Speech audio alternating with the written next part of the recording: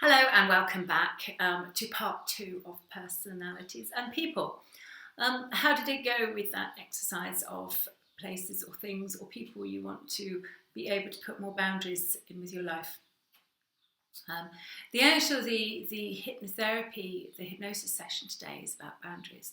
So it's actually quite a good idea to go into that with a positive thoughts of where you want to change or put up some boundaries in your life. And I don't mean this mustn't be in a negative way. You never go into hypnosis with a negative frame of mind. So think of it in a positive way of where you would like more for yourself, where you would like more me time, what you would do with it if you had more time to yourself. How would you spend it? So there's a thing to go into the hypnosis today when we get there, but before we do that, I want to talk to you about personality types or personality archetypes. And it comes down to our ancestors again. You know, if I talk all the time about our primitive ancestors, you know, that's our blueprint. It's where it comes from. So it's not surprising that I do draw on the ancestors and where all that comes from quite a lot. The theory I'm going to talk to you about today about personality types comes from a book by Terence Watts called Warriors, Settlers and Nomads, and I will include a link at the end of this so that you can get the book. It is really, really useful. It's a bit of a self-help book actually because it teaches you how to channel the other personality types when you need them and what circumstances you're likely to need them in. It also has the questionnaire again, which after this there is a personality test that you can take. There also is the original one from the Warriors, Settlers and Nomads, and it tells you how to sort of resolve possible conflicts within the results of the personality test as well, which is really useful. When I did it, the first time I did the test, I came out as a particular personality type, and I thought, that's not me, that doesn't sound right. And I went to my best friend, and I was doing it with her, and it's funny, I'll tell you actually before I get into it, because it's quite amusing. Well, I can look back and be amused now. This is something that only you and your best friend can talk about, or only something your best friend can tell you. I came out quite high. There was one bit that says, "How easy going are you?" You know, and you have to scale yourself on 0 to 10. And I think I scored myself up there about like an 8 or something like that. I thought, I'm fairly easygoing. And my friend said to me, she said, "No, you're not." I mean, what do you mean I'm not easygoing? You know, only something your friend can tell you. And she went, "Well, put it this way." She said, "If there were a group of us going out for a meal, and there was a large group of us, and some people you didn't know very well, she said, if everybody was deciding where to go, if you didn't like what choice they made," she said, "you not necessarily say anything, but you would think inside, oh, I don't want to go there, but I'll go along anyway because I don't want to cause a fuss." And I thought, yeah, that's right, actually, I would do that. And she said, well, she says, whereas me, she said, I'm more than happy for somebody to make the decision and make the choice and genuinely happy to go along with it. You know, she is genuinely a very easygoing person. And I said, okay, yeah, I get that. And the other thing that I can share with you is the other place she picked up on was that another one of the question was how much do you need to be liked? And I'd scored that one quite high. And I said, well, yeah, I want to be liked. That's normal, isn't it? I want people to like me. Of course I do. And she went, well, she said, the difference between me and you. And she said, if we went to a party or if we were going out and we met a bunch of new people, she said, I, as in talking about her, she said, I would have to go around every person in that room and I would have to make sure that they liked me and make sure that they knew I was a nice person. She said, whereas you, talking about me. She said, "Where is you?" She said, "If you," she said, "if they were important to you, or if you liked them, you would want them to like you." She said, but if you didn't like them or you didn't gel with them straight away, she said you wouldn't care less whether they liked you or not. Oh yeah, actually, yeah, hands up, that is me. So it's, if you're going to go through it with somebody else, go through it with somebody you totally trust, that they are have no agenda in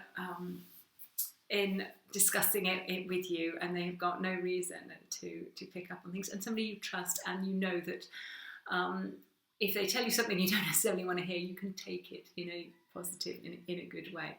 I found that whole thing quite amusing, but it was a surprise to me. And then when I adjusted it, the answers, the personality type that it put me down as, yeah, absolutely spot on, could relate to it all. So sometimes it takes a best friend to tell you what you need to hear.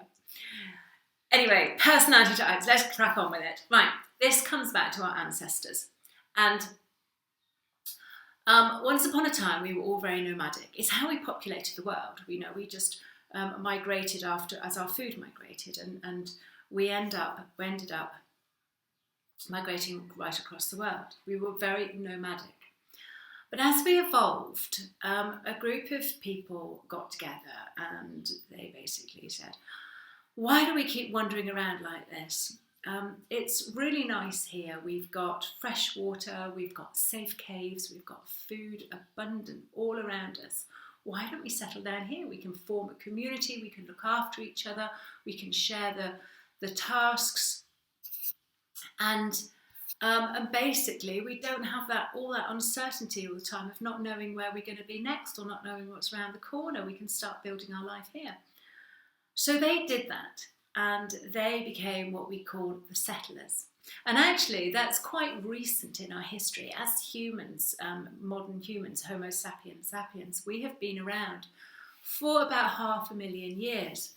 It's only about 10,000 years ago that we started settling down.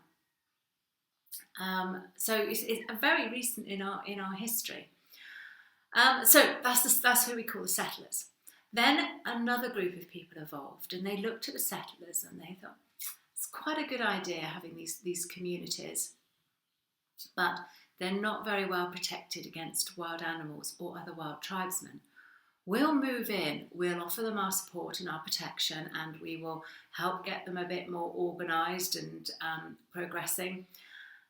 And in return, they can look after our needs. They can cook and clean for us and nurture us, and the tasks that they're sharing at the moment, they can continue to do for us as well. So they moved in, they took control, they did that, and they are what we call the warriors. And then the third group of people, the original nomadic people, they looked at the warriors and the settlers and they thought, no, we don't want any of that being told what to do. And we certainly don't want to be running around after other people, nurturing them and cooking and cleaning for them. We like this life of constant change. We find it exciting. We're going to carry on doing that. And, we don't really bothered about being in the middle of communities, and we're just going to carry on doing that. So they did, and they are what we call nomads today. So we each have one of these personality types stronger in us today: warriors, settlers, or nomads. We'll have a mixture of all of them, but one of them will be dominant.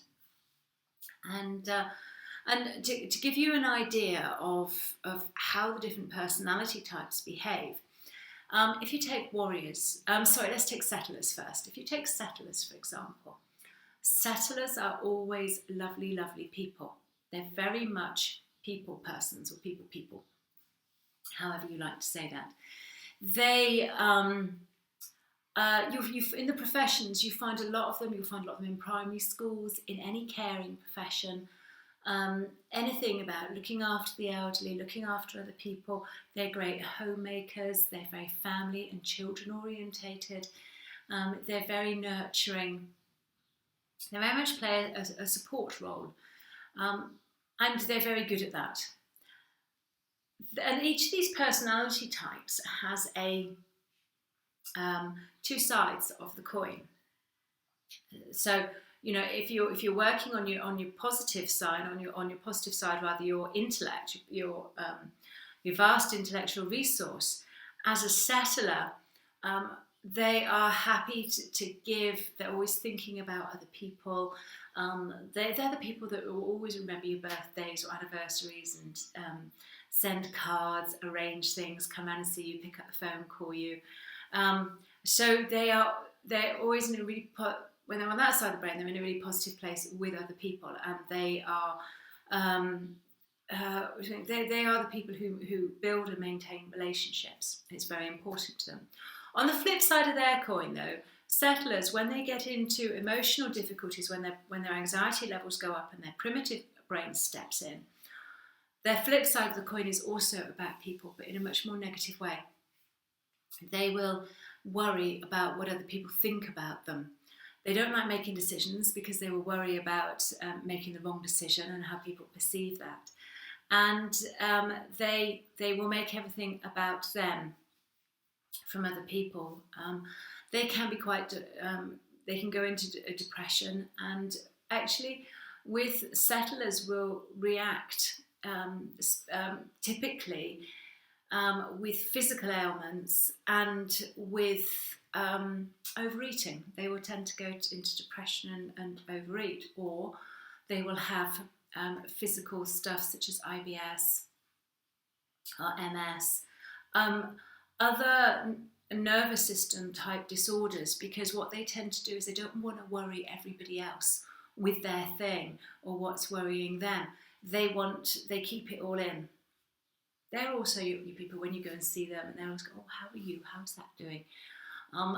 So that's just sort of the settler personality. A settler would never intentionally hurt a fly.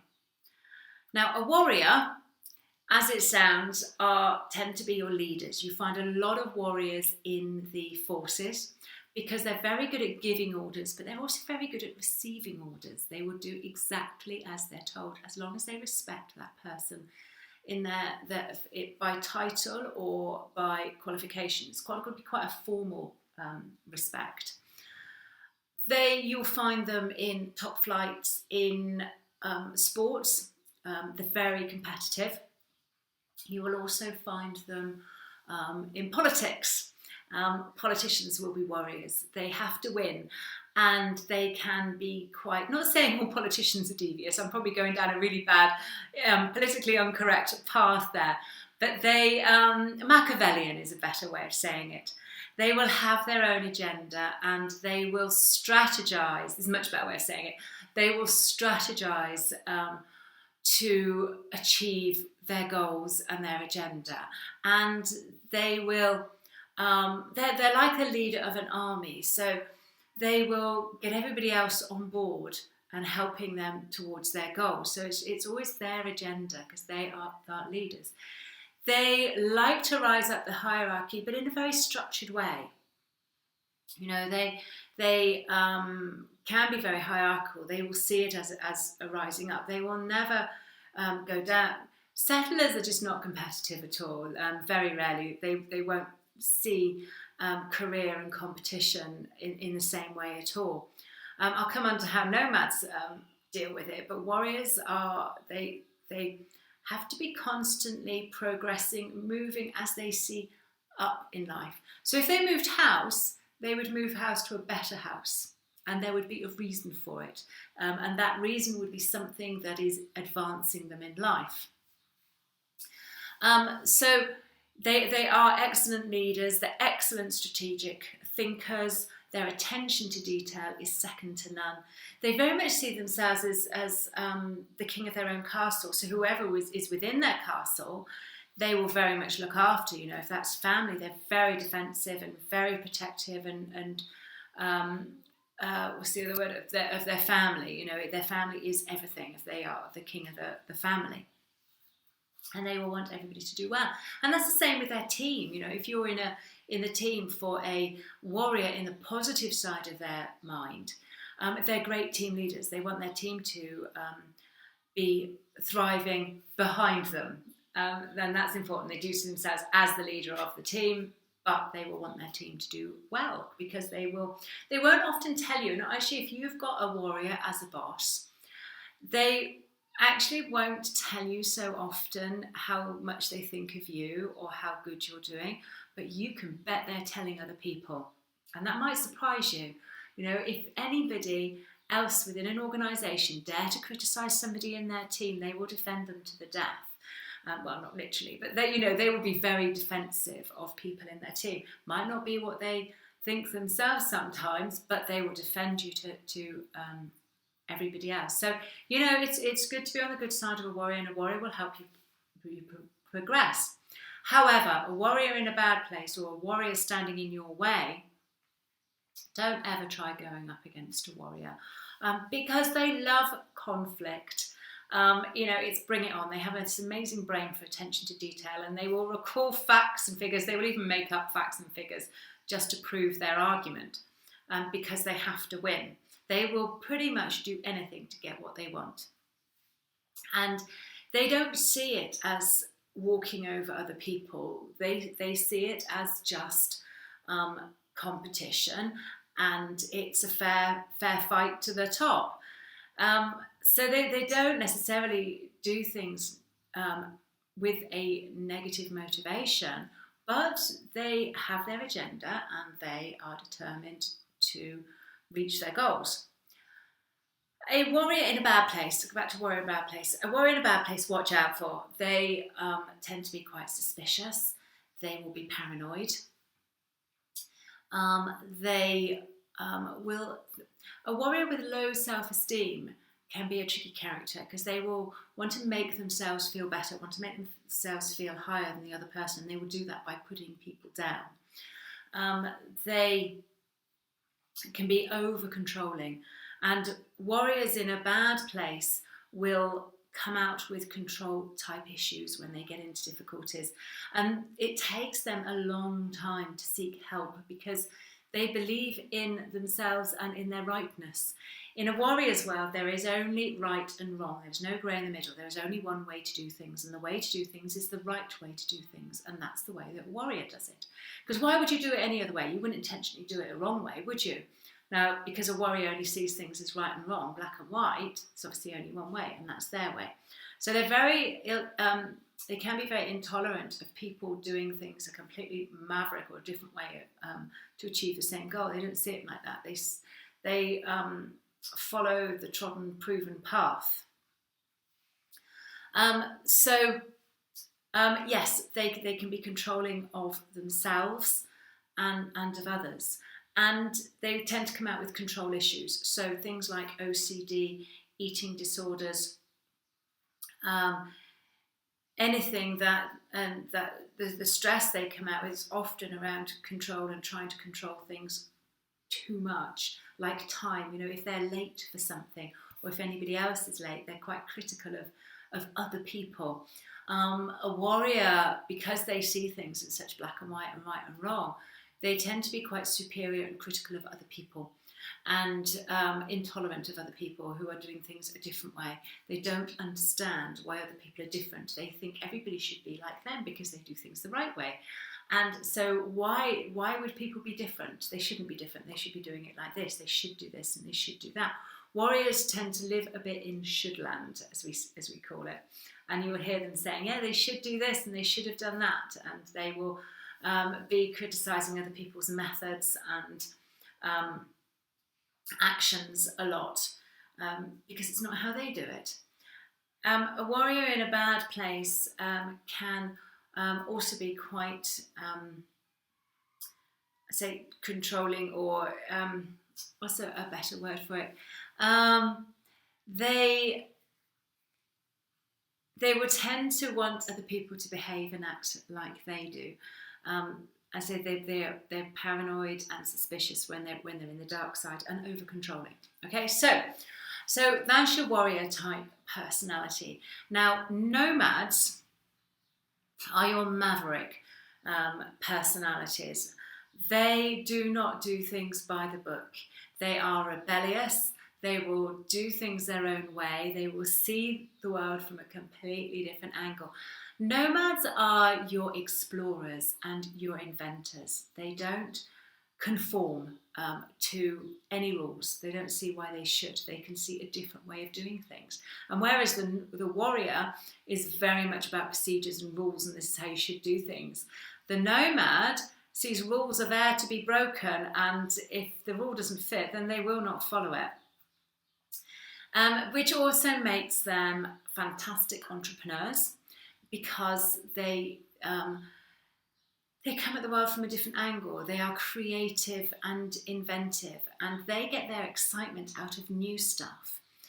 You find a lot of nomads in the arts, and that's because they like being centre of attention. They can be drama queens, and they'll make a mountain out of a molehill, but they love to be up on stage performing, and they like to be listened to. So you always know when you've got a nomad in the room, because they will stand out some way in their appearance. You know, they might have flamboyant clothes, they might have coloured hair, or they will stand out. You will know when a nomad has walked into the room, and they will also they're easygoing in the same as they smile and they laugh a lot, and when they laugh, they can laugh loudly, and they like people to know that. They say the adventurers, they are charismatic. They lead by inspiration. They can lead, but they do so by inspiring people rather than telling them what they should do, which is different from a warrior. As a leader, will give instructions and tend to micromanage, and they will expect the person to follow their instructions. A warrior will give, a nomad rather, will give a concept and be quite happy about that person making their own way to the destination, as long as they get to the right place in the end. But they don't expect them to do it any particular way, so they will inspire by leading. Their attention to detail is rubbish, to be fair, to be honest. And this again is conflict with the warrior. They get bored very, very quickly. They have to be creating, they have to be doing new things, they have to be inspired, it has to be something that's exciting. They will, if they get bored, they get destructive, and they just can't focus and concentrate on something to them that is boring, if they don't sort of see the purpose. So any sort of job that is repetitive in nature or mundane or easy to do, don't give it to a nomad. It just won't be done. In an organisation, actually, if you look at a typical organisation or a department, the salespeople will quite often be nomads. It's their personality that, and this is sort of, if you see a salesperson, their personality will inspire people into buying. They're outgoing. You know, they like that interaction and that banter. But come to paperwork, they don't expect a salesperson to be doing paperwork properly and completing it accurately. They don't see the point. Now, when I was in IT, the next job down was the job of the engineers. So you say you've got your technical people within an organisation, or the people responsible for delivering the solution that the salesperson has sold or delivering things. They will probably be warriors, because they've got that attention to detail, that focus, and that, you know, following through and sticking at something until it's done. And the salespeople usually drive the people who are delivering the solution mad, because they don't give them enough information, or they haven't crossed their T's and dotted their I's. They never will. And then in the department, then you have the support people. You've got your admin people who are running around supporting the warriors, the managers, and the directors with what they need, and clearing up after the salespeople. And they'll be your settlers, actually. They are great in a support role, doing the things that other people, keeping people going, noticing somebody desperately needs a break or a cup of tea, and going and doing that. Whereas the salesperson, as soon as they've got that order, they're off on the next one, and causing havoc. when they get into a bad place, okay, so they're great at creating stuff. They have got bags of energy when they're off on a new course, and if there's something that's grabbed their excitement and grabbed their focus and attention and purpose, they're off single-mindedly in that direction until it gets boring, and then they'll stop that and they'll be off in another direction. And that's actually how they conduct their life quite a lot. If you've got nomads in your family, you'll know this. You might have just caught up with them, haven't seen them for ages because they're very independent and they're off doing their own thing. Haven't seen them for ages, haven't talked to them for a while, and you catch up with them and go, oh, how's that thing going that you were doing, that you were working on, or how's that job? Oh, that job? Oh, I've left that. That's history. I'm doing this now. This is the best thing since sliced bread. And they'll be off on a new course, doing a new thing. And you every time you catch up with them, they're doing something new in their life. They're causing either excitement or havoc in their life all the time. So when they get into difficulty, it's the flip side of their coin, that if one side is adventure and excitement, the flip side of their coin is chaos. They throw everything up in the air because of this drama queen part of their nature, which can come out in a good way, but if they're in a bad place, it will come out in a bad way. And everything in their life will be wrong. If something's wrong, everything's wrong. They will make a drama out of a crisis. They will make a mountain out of a molehill, and they will throw everything up in the air. So, a nomad, if they, go too far down the road of anxiety or depression, or they're going to the extremes, they will not only leave their house and move somewhere else. They won't just move house, they'll move town, or they'll move country, or they'll move completely to a new place. They love the new. They might finish their relationship. They might leave their job all in one go because everything's a problem, it's not just one thing. And they will go and start again somewhere else, which they love doing, and they're really good at starting stuff and getting it up and running. Settlers hate moving. They love their home environment. They're very much they build and create a home, and they're comfortable within their own environment with what they know. They don't like stepping outside their comfort zone. Warriors will move if it's for a purpose and an advancement in their life, but they won't move just for the sake of it. Nomad will move just for the sake of it because they're bored of where they're living. So you've got these three personality types. Are you starting to have you seeing any of your own personality traits in that? Let me give you one more. Okay, flat pack furniture. If you gave a piece of flat pack furniture to the three different personality types, right? What would each of them do? Well, a warrior would get it out of the box. They'd lay out all the pieces. They would make sure all the pieces were there as the list that says what pieces are supposed to be there. And they will check them off. And then they will go through these instructions step by step by step, putting it together exactly as the instructions tell you to. Because why would you have instructions if they're not there to follow? So of course you do it that way, because the instructions are telling you how you should do it. Okay, so that's a warrior's way of putting a bit of flat pack furniture together. A nomad will shake it all out the box, chuck the instructions over their shoulder, and just work it out and put it together, which they're very good at doing, just thinking on their feet. They're very, very flexible and quick minds, and they will just work it out and they will build it. If they can't, for some reason, they will probably just leave it, go off and do something else, might come back to it later. If they've got a bit of warrior in their personality, they might eventually go and pick up the instructions and go through it, but more likely they'll get bored of the project and just leave it. A settler probably wouldn't start it at all. They'd go and find a warrior to give it to do it. Personalities in relationships. Now, settlers and warriors get on very, very well because they very much have the leader subordinate role. A settler is happy to do what they're told and would rather be told what to do. A warrior must be telling people what to do. They have to have their own way. They cannot compromise. They find it very difficult to compromise. I suppose very few of you going, I can compromise. They do find it very difficult to compromise. If they do, it's because there's a purpose to their compromise, not just for the sake of it. You know, they will see that they can get something else somewhere else if they compromise on this. Strategic.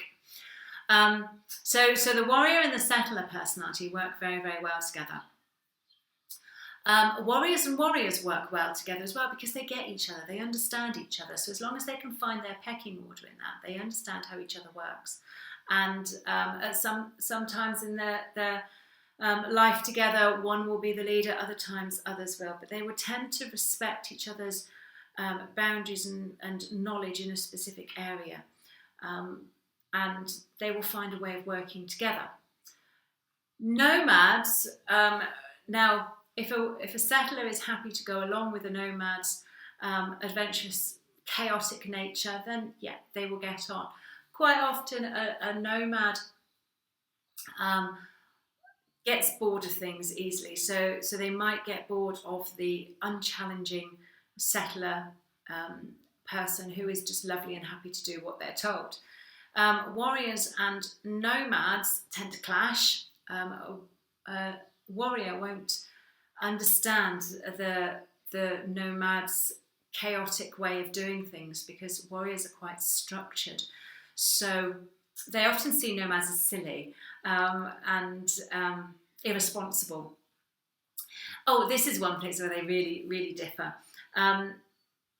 In appointments and meetings. Now, a nomad will often be late or change plans last minute and let people down. And it isn't because of any negative intention. Don't forget, these personalities, they don't necessarily have negative intentions. It's just because they don't see it as massively important. They will be the ones that don't turn up for appointments or are late when you've arranged to meet somebody. And, you know, if you have a friend or somebody in the family who is a nomad and you rang them up and you said, oh, do you know what, can we make it another night? I really don't feel like going out tonight. The nomad will be, yeah, okay, no problem. And they'll find something else to keep themselves occupied. And they will genuinely mean that. They won't mind. So which is why they tend to do it to other people. It's because they don't realise how irritating it is for other people. A warrior, that can really rile them and cause them anger and emotional difficulties because once they have their plans, they do not like changing their mind. They don't like having their mind changed for them. Warriors can, whereas a nomad has a very flexible mind that's constantly changing ideas and direction, warriors are very fixed. Once they get a belief in their head, they will believe it and they will not change. They have to come to their own conclusion of changing. And the same goes for their diary and for whatever they've organised. They hate being late. They will always be on time. They won't be early, they won't be late, they will be on time. And it will irritate them immensely if somebody else is late. And if somebody changes their schedule on them, it sends them into chaos. They can't cope with that. Because they go, well, we plan to do this, and it will really, really upset them. Now, settlers, on the other hand, if you have a nomad and they change plans on a settler will worry about it.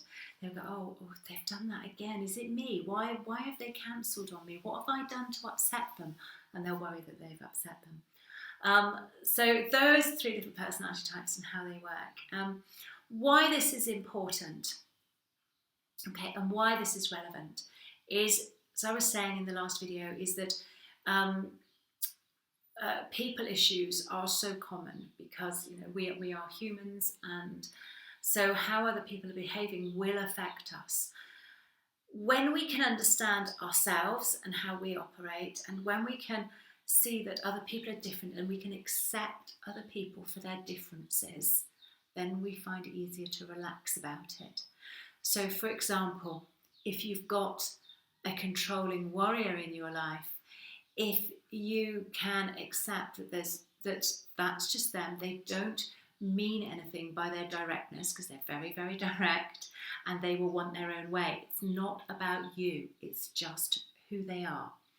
And when you can find a way of working with that, then it makes your life a lot easier instead of keep going up against them and finding this resistance, because they will dig their heels in. And it's not about you, it's just who they are. I wrote a blog called How to Control the Control Freak that I will put up underneath here, which is strategies for dealing with other warriors in your life that you have to deal with, and it's strategies for dealing with them in a relaxed way, rather than getting into this conflict and upset all the time. They will have no idea that they've upset you, because it wouldn't upset them. They like directness, they like confrontation, they bring it on, they don't appreciate it upsets everybody else. So find a different way of dealing with them to get what you need. Settlers will worry about what everybody else thinks about them. So, if you have that settler personality, it helps to step back and go, okay, that's just me worrying again. That's just me trying to work out what they think and what they make, and I'm making it about me again. And when you can do that, it helps you relax in those circumstances, and especially where you've got nomads who are all over the place and changing things and in your life 1 minute and not the next, and all that stuff that the nomads do. You can realize it's not about you, it's just them being a nomad. And if you've got that nomad personality, there are things that you can change that upset other people, like being late for appointments. It's really easy to adjust that when you realise that actually that it's really out of order. I have quite a lot of nomad in my personality, and I used to do that until I did this training, and I realised that actually that's not a great way to behave. And now I would never let somebody down on an appointment, and I'm early, if not on time, for most things. So you can adjust these things when you realise they're happening. But also, if you have that nomad personality, is accept that you need change. One of the biggest things that a nomad does that causes them anxiety and stress is they try and put themselves into a box or into a role that they think that other people think they should be doing. They try and put themselves conform. They try to conform within what they think it should be and how life should be done, and how warriors are telling them this should be done, because warriors tend to lead the country and our procedures and everything, so they're going, this is how it should be done. It's not right for everybody, and a nomad will cause them an awful lot of stress when they're doing things. They're thinking like, I have a fantastic job, I should be grateful, I don't know why I can't focus and concentrate, and that will, their own internal pressure to do things that they think other people think they should be doing will cause them stress. And just to accept that you need excitement and change in your life. It's not wrong. If you have, if example though, you have a relationship or a job that you really, really value, you need something, this goes back to balance. You need something else in your life that is going to create that excitement and challenge and adventurous nature for you. So you need to develop that into your life and get a balance, so that you don't get into this chaos of thinking everything is wrong and throwing away things that are good in your life and walking away from it and going off and finding the new, because it starts with just one area in your life that's not right, and you're probably doing something that's not aligned with your inner values, or it's not right for you. So it's finding that where you can create fun and excitement and change in your life, because that's what nomads need. Settlers need to be with people. If you find yourself isolated too much, or you have lost some sort of, or changed some sort of place or purpose within your life or your family, or you're in a family that moves a lot and that doesn't suit you, you need to find people around you that are nurturing, because you're all about people. So you need people or things to nurture. And warriors, realise that you can't be in control of everything. You can't be in control of the weather, the other traffic. You're not the traffic police. Relax with it and focus on those areas you can do something about, because you are brilliant when you do.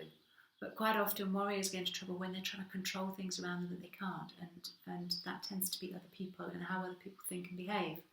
And I guess that's the major lesson coming out of this session this week about people, is realise and understand that you cannot control other people. You cannot control how they think. You cannot control how they behave. You cannot know what they're thinking or why they're behaving in the way they do. You don't use your imagination to hallucinate about their thoughts and their motivations, because they're not yours. They are the other person's thoughts and actions. So you cannot decide how other people are thinking, how they're behaving. Trying to do so will create you the anxiety, okay, not them. You know, if you've got some problem with somebody going round and round and round in your head, it's affecting you, it's not affecting them. They haven't got the faintest idea you're doing that. So be aware that it affects you, not them. So drop doing it. You know, if it's about imagining other people or trying to control what other people should and shouldn't be doing, drop it. But what you can do is you can change the way you are dealing with things. You can find another way. You are free to change. You have a choice to change your thoughts and change your actions, changing how you're behaving, how you're approaching things. And even making changes and boundaries in your life that will give you better relationships with people. That is for you to control how you deal with things, not other people. So don't expect other people to change, because they won't. And if you expect them to, it will cause you the anxiety, not them. What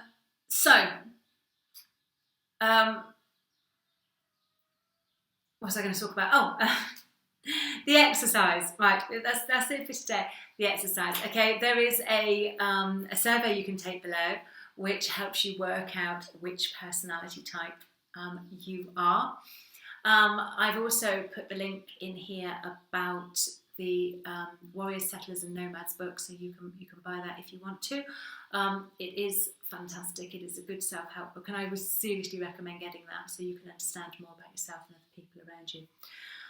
So that is it for today. Take the test, and when you have done that, you can then go on to scaling yourself for today. That's in the next important part. Where are you on that happiness scale? And then I would like you to set your intentions for this week, as we do every week. And after that, you will be able to go to the nice bit, to the hypnosis, which is all about boundaries today and people, surprisingly. And you'll be able to download the track and have that lovely relaxation session. So enjoy your week, and I will see you next week when we're going to be talking about belief systems. See you next week. Bye.